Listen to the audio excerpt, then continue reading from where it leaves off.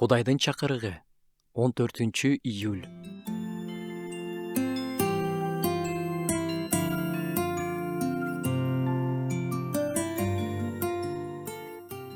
Павыл өзүнүн катында бизди Кудайдын сүйүүсүнөн ким ажырата алат дейт. Кудайдын сүйүүсүнөн бизди ажырата ала турган нерсе жерде да, асманда да жок.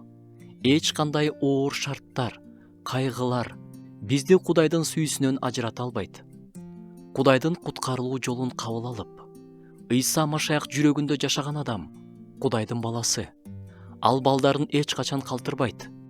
Биз өзүбүз эле күнөө кетирүүбүз аркылуу андан алысташыбыз мүмкүн. Бир үлгүн асаат аңгеме бар. Бир адам түш көрөт. Түшүндө ал көлдү жээктеп, теңир менен баратат.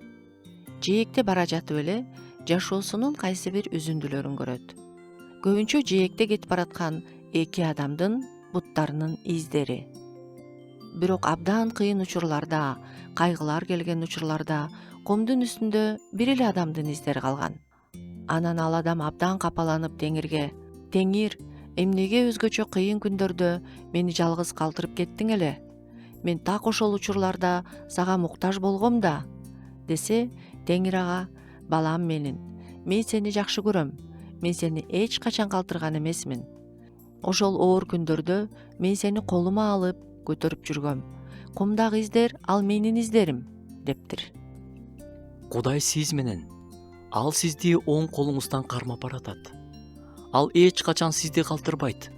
Күчтүү Кудай сиз менен.